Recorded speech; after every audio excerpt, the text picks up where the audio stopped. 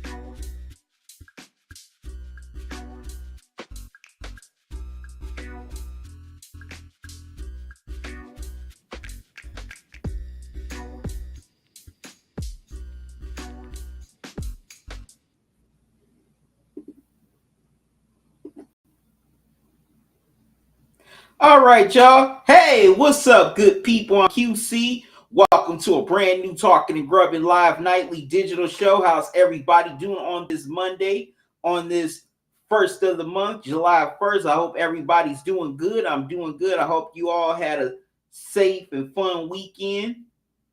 And I know some of you are getting ready for the 4th of July coming up in a couple of days. I know a lot of you can't wait, whether you celebrating the holiday or not. I know a lot of you are just happy to have a day off. I am too. You know, NBA free agency has gotten underway. A lot of big moves going on. And the first domino drops off the table Monday as soon as free agency tipped off. Superstar Paul George is no longer a Clipper. He's now a 76er. He agreed to a $212 million 4-year deal with the Philadelphia 76ers early Monday morning. That's a nice piece of change there. Paul George spent several years playing for his hometown LA Clippers. There have been rumors going on for the last few weeks that Paul George was planning his exit out of LA. Nobody knew where he was going to land yet, but he landed in a very great situation with the Philadelphia 76ers. He's going to be playing alongside Joel Embiid, Tyrese Maxey, who also re-upped with a 5-year, $204 million deal. So, Paul, Philadelphia was definitely looking for a top free agent, a superstar player to go along with Maxey and Embiid, and they definitely got one in Paul George. Now This move right here definitely puts the 76ers top 3 in the East. But it's all going to come down to health. We all know Paul George has had a lot of injury issues over the years. Same with Joel Embiid. But if this team stays healthy, yes, they could definitely be a top 3 team in the East. They could definitely challenge the Celtics for the Eastern Conference title and get to the NBA Finals. You got these guys that can definitely put up 20 points per night at any given time. They can light it up from all sides of the floor, whether it's on the perimeter, at the top of the key, or in the paint. And definitely can't wait to see how this big three is going to mesh with Nick Nurse's coaching. 76ers definitely got their big move, want to make a big move for a star free agent. They got their move here in PG13. He makes his return to the East. And this move right here definitely signals championship or bust. They have to win a championship with this team. You have 3 superstars, and two out of 3 potential Hall of Famers. You definitely have to win a title with this team. You got to keep on contending for titles every year as long as this window is open with this team.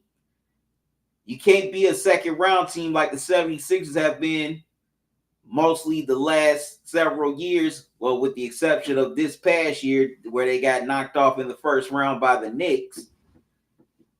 This team has definitely got to make deep playoff runs every season, conference finals, if not the NBA finals. This move right here signals that the 76ers are going all in, trying to get that first championship since 1983, which was the year I was born. I'm not afraid to say it. But yeah, this move right here shows championship or bust. So if they don't win a championship or at least make a few deep playoff appearances, then this whole thing is going to be a failure and it'll be all for nothing. Joel Embiid won't have that ring he's been chasing for a long time. Neither will Paul George.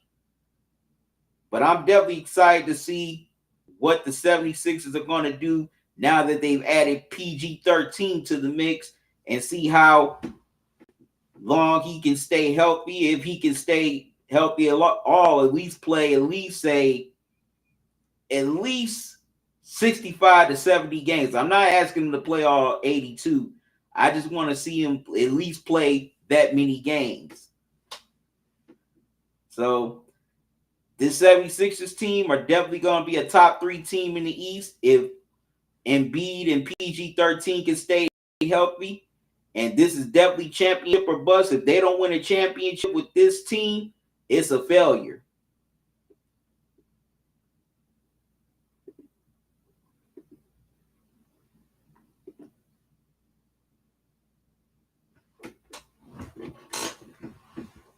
All right. Also, if you would like to donate to the channel, you can donate via Cash App or PayPal. Here's the Cash App cash tag, $ talking and grubbing. Also, here's the PayPal email address, talkingandgrubbing@gmail.com. Any donations you give to the channel, I greatly appreciate it. And I've appreciated everyone who has donated to the channel, past and present. Thank you for your support. Y'all have helped me keep this channel going and growing. Definitely appreciate all your love and support.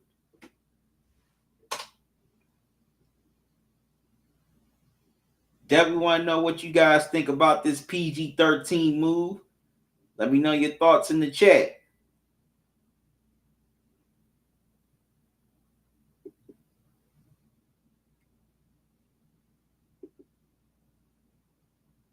Okay, on to my next story.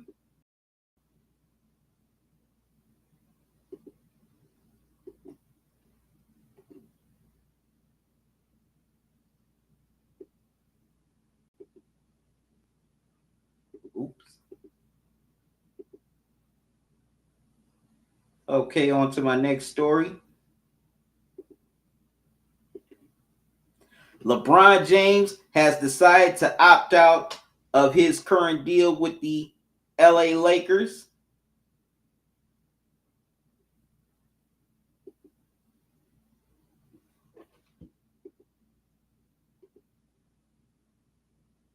You know what? Oops. Sorry about that. Let me go on to the next story.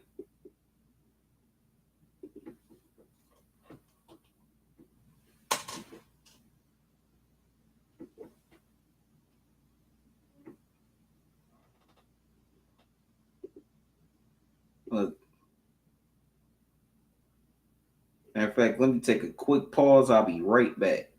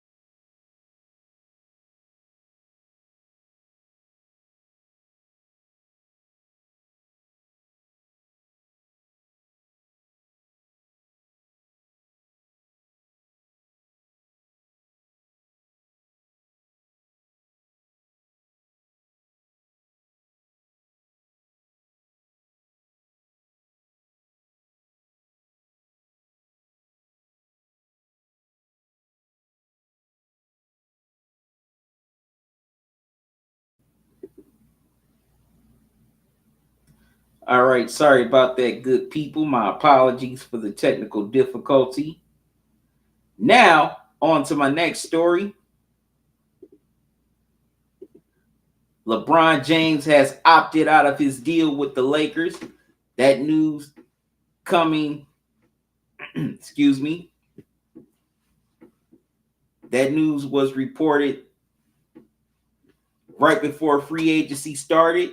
Everyone expected LeBron to opt out of his current deal with the Lakers. According to multiple reports, LeBron is trying to seek a bigger deal with the Lakers.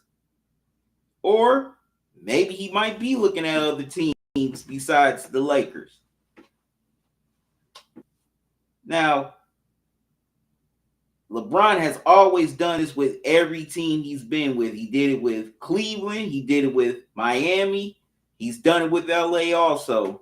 So definitely see this as a move that LeBron is doing, trying to get a bigger deal. Or maybe he might be willing to take a pay cut in order to bring some other free agents in. But it definitely would get interesting if LeBron starts visiting other teams.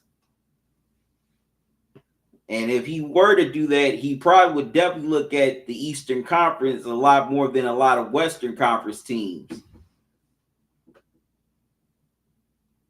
Because I don't see a lot of teams in the West that he could go to, because the West is pretty stacked. You got teams like Denver, Minnesota, OKC, Dallas, who's just coming off of an NBA Finals appearance.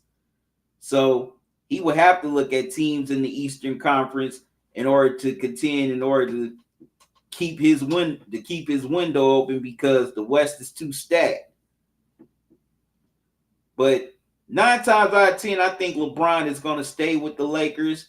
He's at the tail end of his career, and plus he has his entertainment company out there. Like I've always said, and I've always felt this, LeBron went out to LA to start preparing post-career.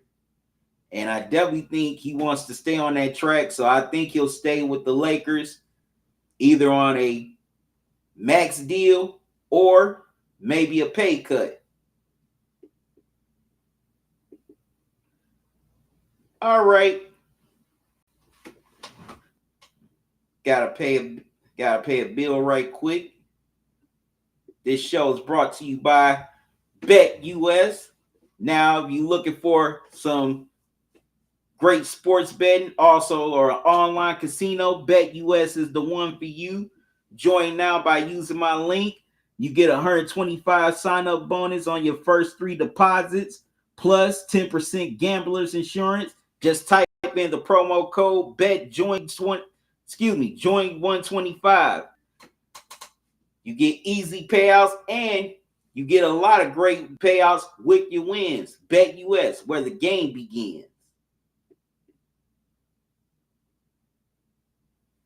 All right, shout out to betus.com. Definitely sign up over there.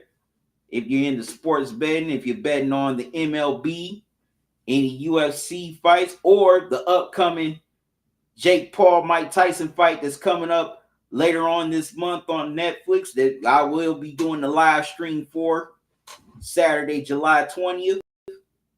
Make sure you join me for that live. Yep, I had it right, July 20th. Definitely can't wait. All right, I'm going to take a quick timeout. I'll be right back and let you hear what Sean Kemp had to say about the 96 NBA Finals. Don't go away. I'll be right back.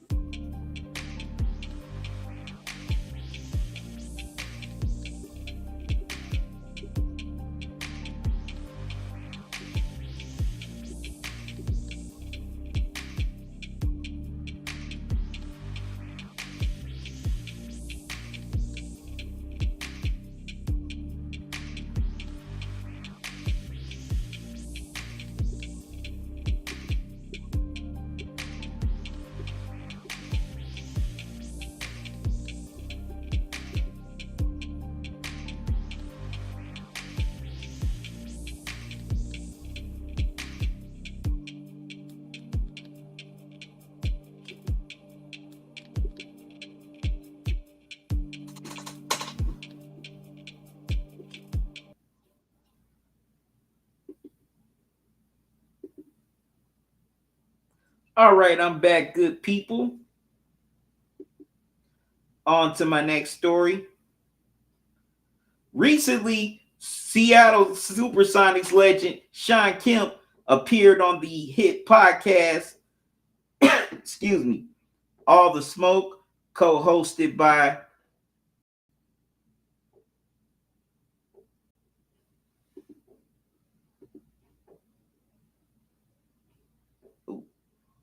excuse me for a moment.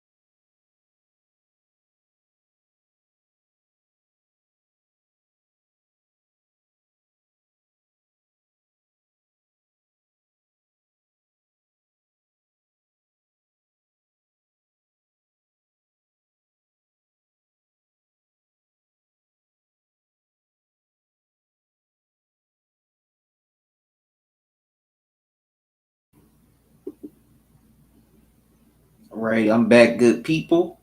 Sorry for that. On to the next story.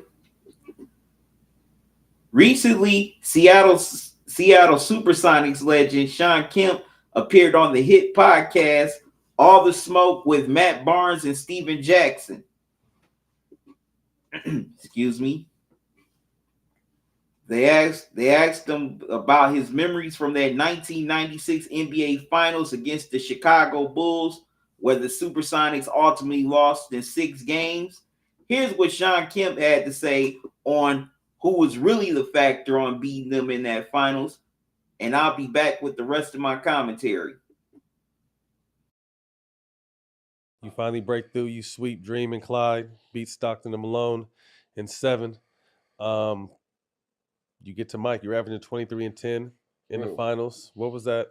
We got GP side. We had GP a couple years ago. Mm-hmm. GP said if they would have put him on MJ earlier, y'all would have won it. Yeah, Gary was having. They had a couple little injuries he had, so they didn't want to exert him at first. They put Detlef on Michael Jordan, which didn't go well. I mean, look at it. You know what I'm saying? Detlef's a great player. I mean, he is, man. I don't think it was fair to him. All of a sudden, come on. You know what I'm saying? If anything, you pull somebody off the bench and pull on Michael Jordan, they can just waste fouls and be physical with him. But, you come out there being soft with Michael, he's going to take advantage of you, and that's exactly what happened. But Michael wasn't the reason. He didn't beat us in the championship. He did not beat us, man.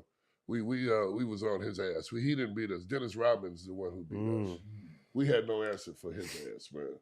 Really? We had no answer for Dennis Rodman. I mean, every time that they needed a second shot or something special or extra rebound or tip in, this motherfucker was flying and winking and, he said winking and kissing and shit, frustrating everybody on the team, man. And Dennis not even like that. He just do that shit to irritate just you, to fuck with you. He just doing that shit. And he had every big man on my team just flustered, man. What kind of shit would he do?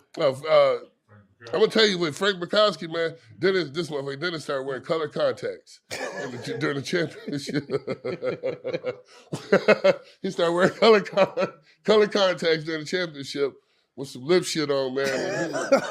He would be like he was trying to kiss Frank's arm and this shit, and Frank just couldn't take it, man. It was just the man in him just couldn't allow it. I'd have lost it too. I'd have lost it too. Dennis knew what buttons to push, man. And we needed Frank to rebound and shit, man. He got him all discombobulated, man. I'm just like, come on, man. So yeah. Oh my God. Absolutely, man. Dennis Rodman, he how was his defense? Man, his defense was good. He wasn't DMing me. No, you still did. You saw your numbers. I'm just too big for Dennis. Right. Okay. You know what I'm saying? I'm a little bit too big for Dennis. I don't think that's a fair match. And agile too. Yeah. But his defense was great, man. Like I said, he was just tipping the ball in, rebounding, high knee, and doing all this silly shit, man. All the shit that you hate to see. And that they needed. Yeah, that's exactly what they needed. What was Pippen like? Man, Scottie Pippen's great, man. I played with Pippen in Portland. I'll just say this, man. Sometimes people don't give Pippen his props, but Scottie Pippen was going to be a good ball player without Michael Jordan. Mm-hmm. He would have been a quality ball player without Michael Jordan. Michael Jordan definitely made him a little bit better, but my man Scottie Pippen was still balling when we was in Portland. He wasn't no match for Kobe when we was playing back then. Yeah. It wasn't no match for Kobe, but Scottie was still balling, man. He could still play the passing lanes. He's never been a great shooter, but he's just been athletic to do a lot of different things. Pass, scoring, rebounding. That's his game. Mm-hmm. What was Mike like in those finals? Talking just straight about business. What was it like? And when we played Mike in the finals, we was trying to engage with him a lot, man. We really wanted him. Physicality. We wanted physicality. We wanted to. We was trying to test him, but he wasn't going for it. He wasn't going for it. He was focused. Right here. There's a picture right there. No, that's Gary. Gary was letting him know that he was getting in his ass because that's when they took Gary. They took Detlef off Michael, put Gary on. So Gary, I used to run down court. I'd be like showing him the glove. I'd be like, "You fucking do something if you the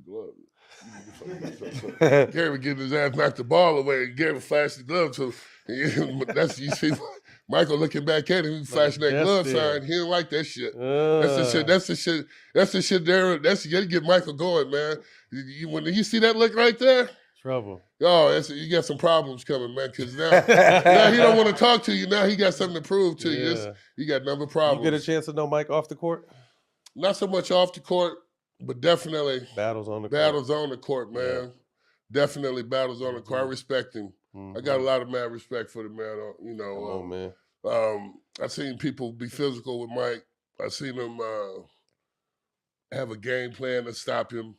He altered his game plan every night. You couldn't stop him. All right. That was Sean Kemp right there during his interview on the All the Smoke podcast. It was great to hear his perspective on that 1996 NBA Finals. Excuse me. And a lot of people over the years have said that Dennis Rodman was the main reason why the Bulls got over the hump against the Sonics in 96 and won that championship. Not Michael Jordan. In fact, a lot of people even felt that Dennis Rodman should have been Finals MVP over Jordan, or at least co-Finals MVP. And Sean Kemp, in a lot of ways, he's definitely on point. Dennis Rodman was definitely the main factor in that series. He frustrated Kemp, also made it hard for GP to score in the paint. He was just a menace in that series with his rebounding, his defense. He took the toughest challenge, so Mike could definitely focus more on scoring and be fresh for the fourth quarter or dominate like he usually did. But a lot of people don't give Dennis Rodman his just due for his performance in that NBA Finals. Yeah, he did not score a lot, but he was a man on the boards. He was a man on the defensive end and just making it, guys like Kemp and GP work for their points. And Dennis Rodman's contributions definitely go ignored because that was the 72-win-year season. That was Michael's first championship since coming back to the NBA. Plus, they clinched it on Father's Day. It had been a few years since his father was tragically deleted. So, I get those storylines, but we definitely cannot understate Dennis Rodman's contributions in that NBA Finals. We can't definitely undersell his rebounding, his defensive tenacity, how he made things hard for Sean Kemp in the paint. He made things hard for Gary Payton a little bit as well. And also, that was the Supersonics' mistake. GP should have been on Jordan earlier in the series instead of later. Now, I'm not saying the Supersonics would have won, but who knows? Maybe we get a Game 7 out of it instead of ended in Game 6. And also, I definitely like the fact that Sean Kemp gave Scottie Pippen his props as well, because we definitely know that Scottie Pippen, over the years, a lot of Michael Jordan sycophants, not all of them, I'm not saying every Michael Jordan is a sycophant, but a certain group of Michael Jordan sycophants don't even give Scottie Pippen his props for his contributions to those 6 championships. People forget he was an all-star along with Michael Jordan. He was on all NBA teams too, as well as all NBA defensive teams. Scottie Pippen, for the most part, would guard the best player on the other team to give Michael Jordan relief.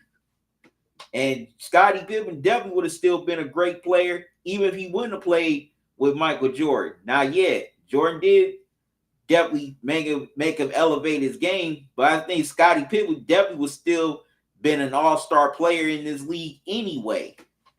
So I like the fact that Kemp gave Scottie Pippen his props as well as one of the all-time greats in this league. But once again, Dennis Rodman was the key factor that got the Bulls over the hump in 96 to win that championship. Yes, Jordan was Jordan, but if Dennis Rodman wasn't there, 9 times out of 10, the Bulls probably don't win that series.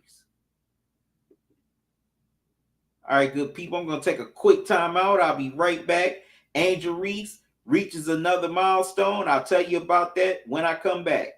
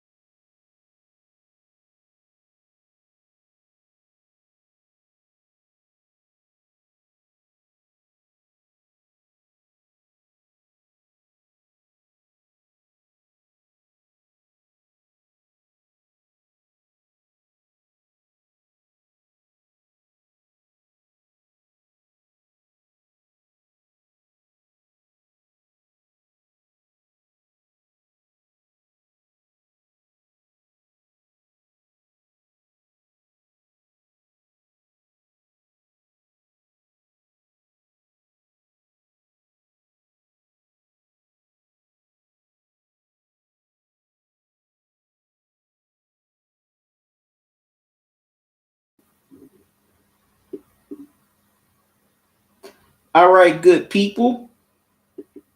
I'm going to do one more story before I wrap up.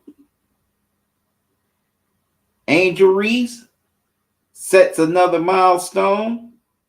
She did it Sunday against the Minnesota Lynx, where the Chicago Sky lost 60 to 72, 72 to 60, 72 to 70. Angel Reese surpasses Candace Parker, who had 9 straight double doubles in 2015. Reese recorded her 10th straight double-double against the Lynx. And she's definitely putting on a great rookie campaign. If she keeps it up, she'll definitely be the runaway winner of Rookie of the Year. But if she can get the Sky into the playoffs, that would make it even better. All right, good people, I'm about to get out of here. Thank y'all for joining me, whether you tuned in on YouTube, Facebook, X, Twitch, Kick.com. I appreciate it. Just appreciate all y'all coming out to hang out with me for a while, taking time out your night. I'll be back tomorrow at 9 o'clock. So until then, y'all have a good one. Love y'all to life. Salute. Y'all be safe. Enjoy the rest of your night.